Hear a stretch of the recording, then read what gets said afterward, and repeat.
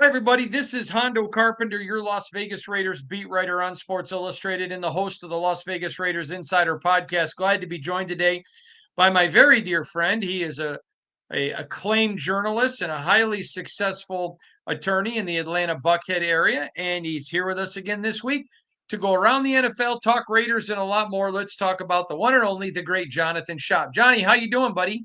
I'm still here. The folks are still out there too. It's been a grind, hasn't it?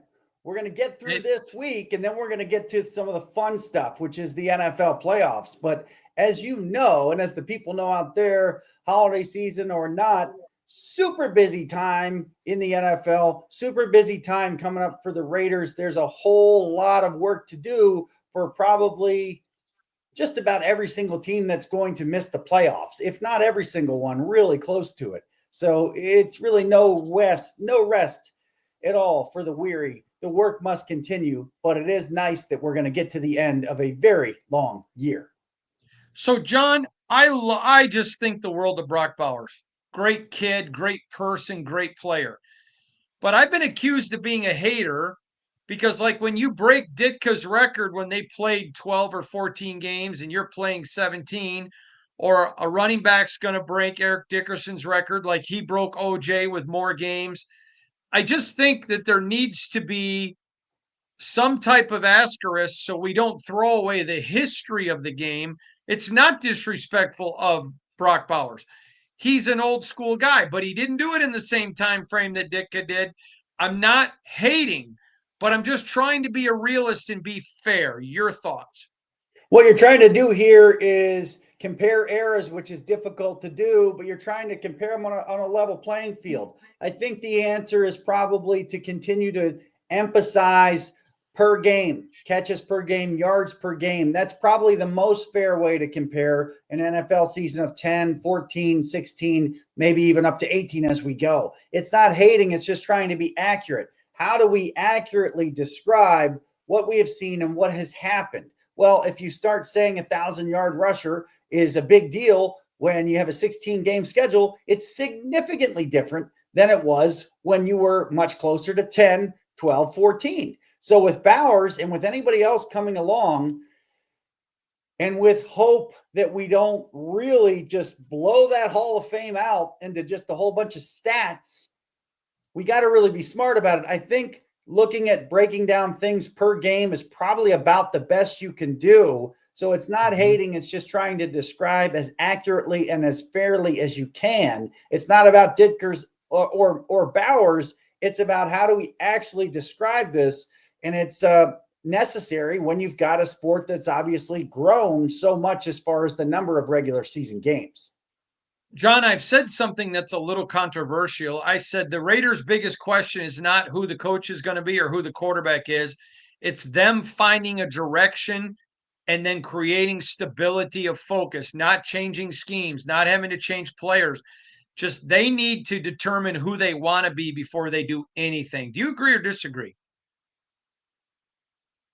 I think I agree more than I disagree. Although when I think about the NFL, it can be such a 1 year thing that I think of the art of coaching with Nick Saban and Bill Belichick, and them both talking about how each team is different and you've got to adapt your coaching to what the players can do that are on your roster. So I have that in mind, but the bigger picture, I do believe that you're correct. The Raiders can pretty much do whatever they want here. They've got new ownership with a big name. It may be a small piece of the pie, but it's as big a name as you can get. So they pretty much can do whatever they want here. They've got an excuse or a reason to do whatever they want. Ideally, they won't do anything dumb. I don't think there's possibly a way for them to do anything dumb. I agree.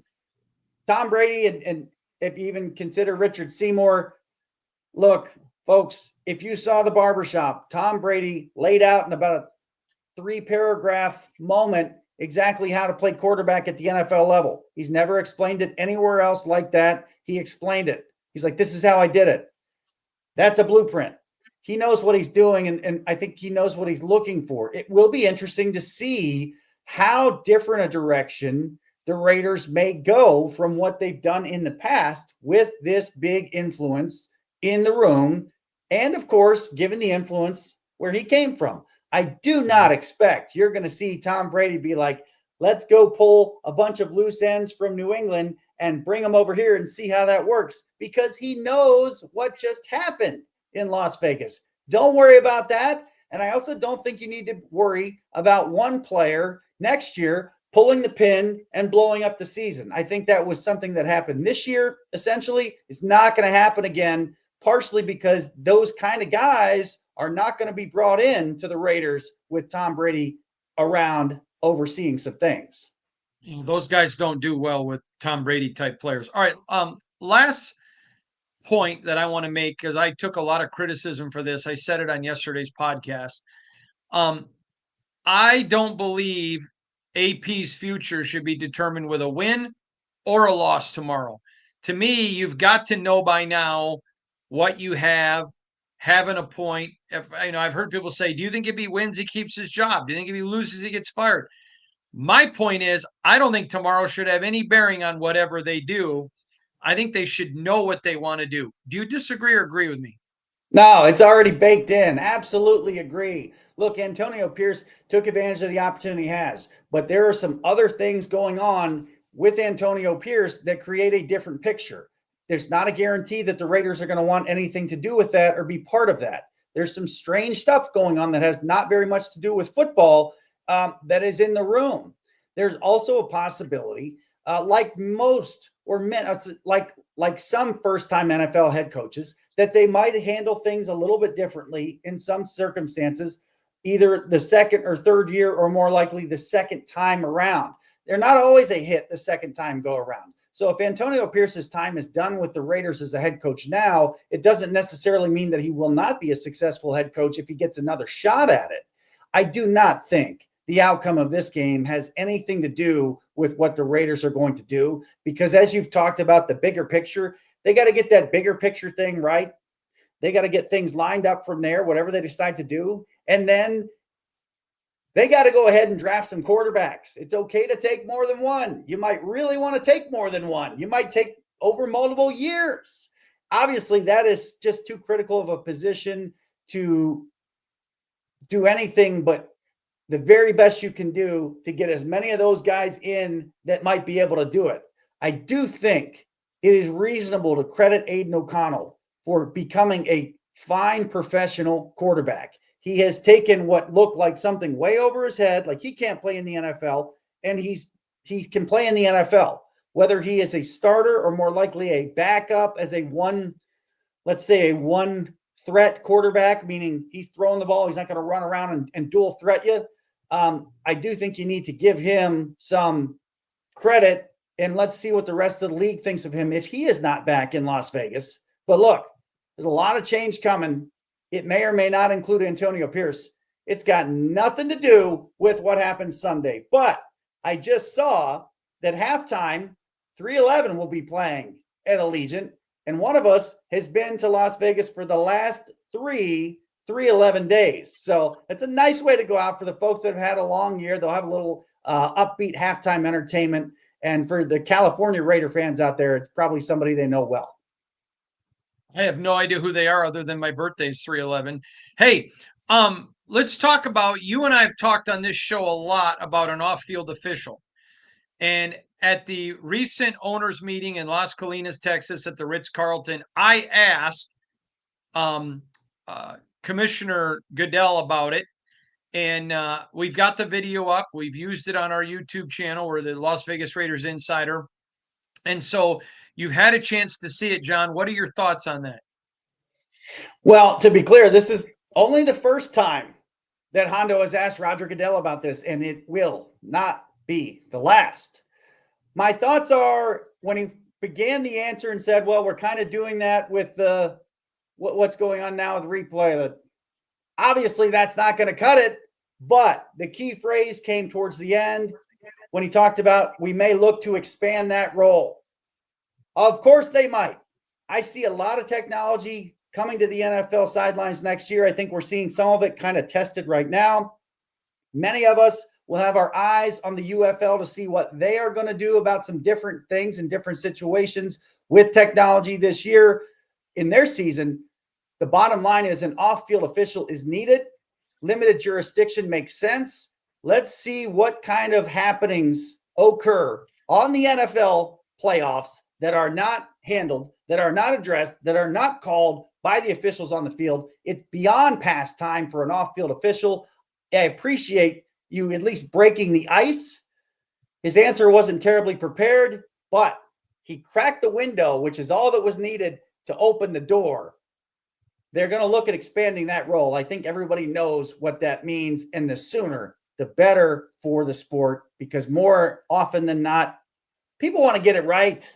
And if there's something the officials can't see for multiple reasons, even just knowing that there's an off-field official that may throw a flag, that might be enough to get out some of the things that the NFL doesn't want in its sport, namely, for lack of a better term, blindside, unnecessary roughness, and or, remarkable personal fouls way away from the play, sometimes after the play. John, what do you think of the Coach Sirianni, Saquon Barkley situation in Philly? I don't think there's an easy answer, but Mm-mm. I do think now you probably want to get a feeling on what the player wants to do. And ideally, you have a player that says, I want to do whatever is best for the team because my goal is not to get some rushing record. My goal is to win a Super Bowl. That would be the ideal situation. At the same time, we realize that Nick Sirianni is not on the same footing as Sean McVay, who is obviously going to play this week a very, very different way. It looks like a storybook revenge type story, if you will, with Barkley and the Giants and the rushing record. I would be careful. Covering a different sport, we both saw somebody go for a triple-double once, about 10 plus years ago. And another guy got injured, and that was kind of the end of his career in reality. Yes, that actually did happen. There's folks out there that know what we're talking about. Tell them, John. What are we talking about? I think we're talking about Day. Remember Draymond Green, Delvon Rowe? I mean, yep. The tape is there. Now, the Eagles want to win a Super Bowl. They should not do anything stupid here. I hope that Barkley makes the call that needs to be made. This is not an individual sport. I got to be honest with you. I don't remember one person outside of one buddy of mine who's a Rams fan that has ever brought up that Eric Dickerson record. Sorry, ED. That record hasn't lived very far or very long. I have heard more than a few people talk about the Eagles Super Bowl team from a handful of years ago. And if Barkley does not get this record, but they do get to and win the Super Bowl, we're going to hear about that a lot more than we ever would if he breaks the individual season rushing record this week against his old team. 49ers owner has come out and said Shanahan and Lynch will be back. I think it was a good move.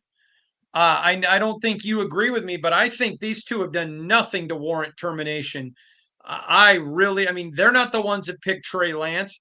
Imagine where they'd be with another big, star that could have been picked in Trey Lance's place. I think it was a good move, but man, I want to hear your thoughts.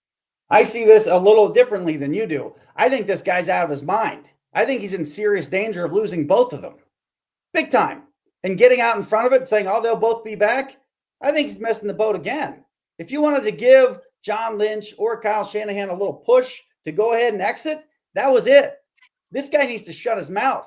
We talked about the curse of Trey Lance, and it's not fair to Trey Lance, but that's what this is going to be known as. That window is shut. It's done. The 49ers are done. Now, they've got a complicated situation going on here because I want to ask you about Brock Purdy because I'm watching the game last week. You guys are watching the game last week. You're all thinking the same thing, and so are the guys calling the game. How much further ahead or behind would the 49ers be if they had another quarterback in there instead of Brock Purdy? Whether it was somebody that they drafted, whether it's somebody who knows the Shanahan system, like a Cousins, a Darnold. That's the problem with what's going on in San Francisco. What do you do with Brock Purdy? Do they have a handful of guys that they want to draft? Do they want to take a shot to sign one of those two guys or more? But I don't know what the 49ers owner was doing here. I think he's in danger of losing one or both of these guys because of the way things have played out there. And to be honest with you, if you're Kyle Shanahan, you want to go now. I think it's better to go a little bit earlier than hang on a little bit too late in his position. There are good jobs out there with good quarterbacks, including Jacksonville and Chicago. And Hondo, maybe there will be a surprise opening where you're like, whoa, that opening came by surprise and they've got a quarterback. I don't know what the 49ers owner was doing, but I'm real worried about what he's going to have to say about Brock Purdy. The curious thing about the 49ers is that window closed? And where would they be, relatively speaking, if they just go draft a couple guys, or if they sign, or if somehow work out a Goldilocks situation where Cousins, let's pretend or believe he does not need any kind of surgery, no surgery. Cousins or somebody like that maybe comes out there with a Goldilocks deal and they draft a quarterback. Interesting times coming for San Francisco. I don't think the owner was smart to open his mouth, because I think both of those guys should be looking around and maybe likely jet out of town. I was told by an NFL executive he expects Cousins to be there because he's going to sign for the veteran minimum because he's got so much money coming from Atlanta. They'll trade Purdy and draft a quarterback. It's going to be interesting to watch. All right, let's move on because this next topic is fascinates me. So McCarthy holds the cards, not the Cowboys.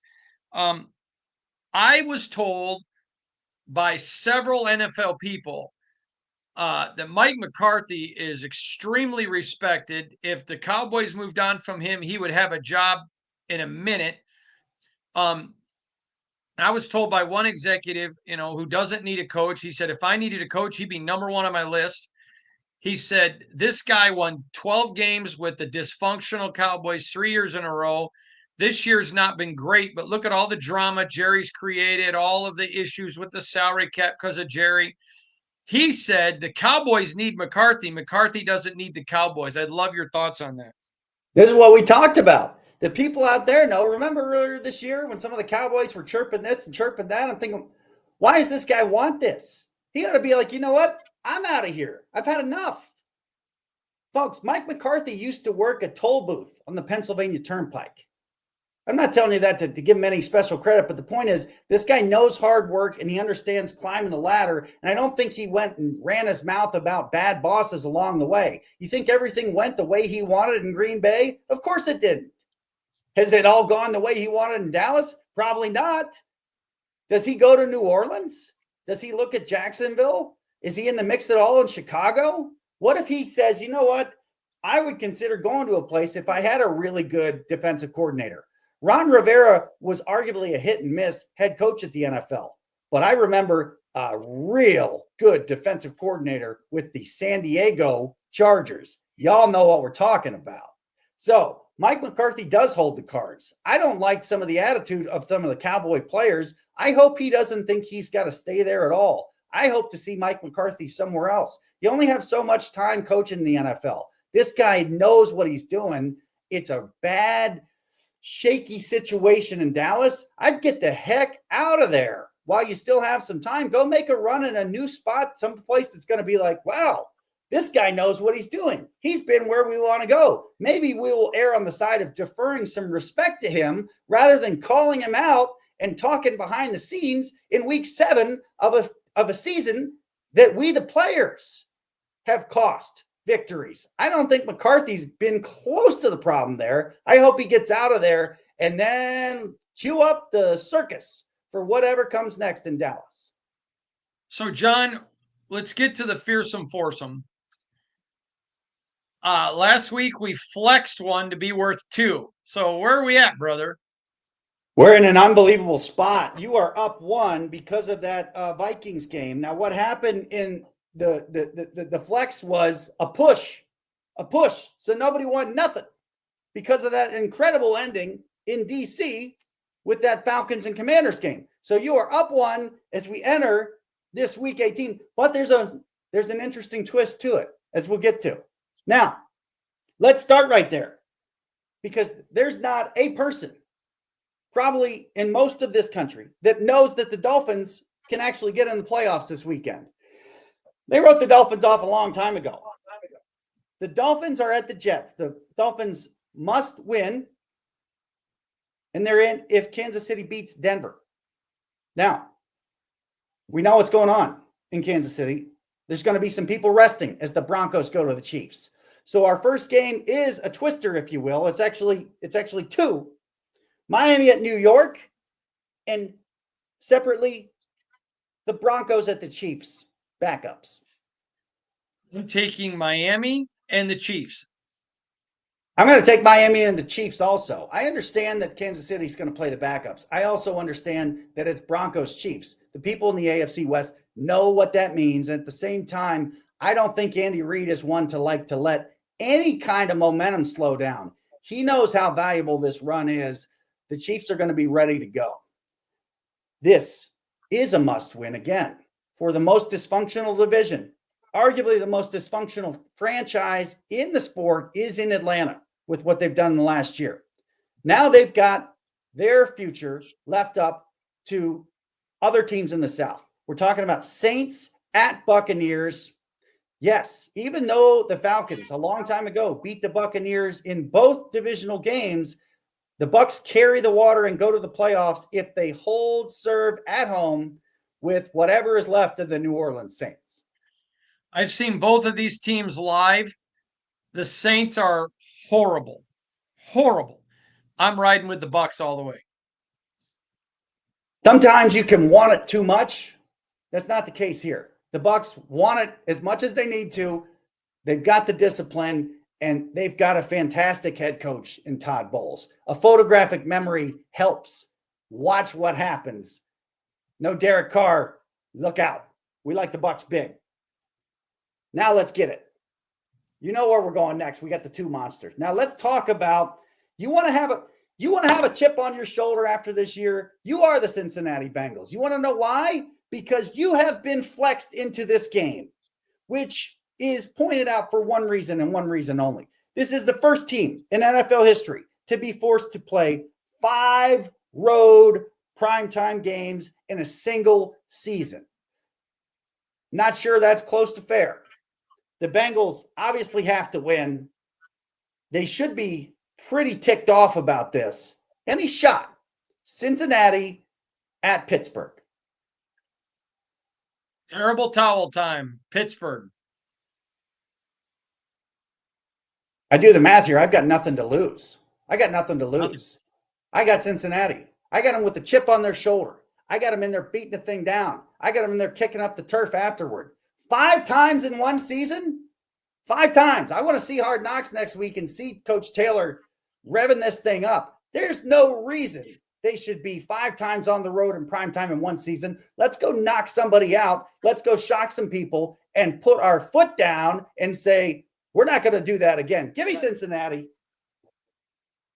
Now, the most interesting division in the sport we've talked about all year has been the NFC West. The amazing thing is, you look at the standings today, they all practically knocked each other out. They only get one team in the playoffs after an incredibly competitive year. And that one team is dangerous. That is the Rams. You look at the most top-heavy division, without any doubt, the NFC North. That's where we're going for the absolute game of the weekend. Are you kidding me? Vikings at Lions in the most underrated dome in the NFL is in Detroit, folks. It's small. There's no bad seats. It's awesome. Vikings, if they can keep the roof on there, Vikings at Lions, and let it be loud. Lions are not losing this. And if I was to pick against them, all of my family and friends in Michigan would kill me. And Amik Robertson, the former Raider. I'm going with Amik. I'm going with the Lions. I think they beat Minnesota. And I think they're going to a Super Bowl. I'm not ready to say they'll win it, but I think they're going to go to a Super Bowl. It's going to be just an environment that can't be matched, really. Now, I want to go back to last week because you know how close the Packers were to getting Minnesota. And that tells me this is when they got. The Lions, It's like a roar and a wave that's going to smash all of that purple. This is the Lions' time. They will be amped and ready. That is our featured foursome with the twist. Hondo is up 1. Let's see what kind of miracles can happen that are wearing those Bengals uniforms. John, tell everybody where they can find you on social media, will you? I'm at JP Spartan, and hopefully come this time next year, I'll be up there on the Talk TikTok. But at JP Spartan is where we chop it up. What is the Talk TikTok? What's that? It's just TikTok. It's just TikTok with the little video things. It's not, I'm just not there yet. Me either, but maybe I'll get there too. All right. Thank you, Johnny.